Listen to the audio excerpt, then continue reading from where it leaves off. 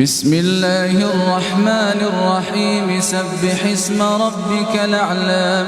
الذي خلق فسوى والذي قدر فهدى والذي أخرج المرعى فجعله غثاء نحوا سنقرئك فلا تنسى إلا ما شاء الله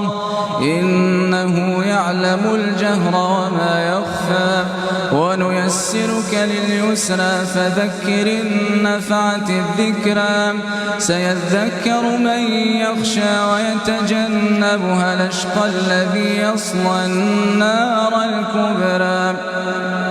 ثم لا يموت فيها ولا يحيا قد أفلح من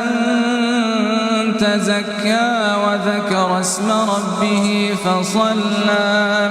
بل تؤثرون الحياة الدنيا والآخرة خير وأبقى إن هذا لفي الصحف الأولى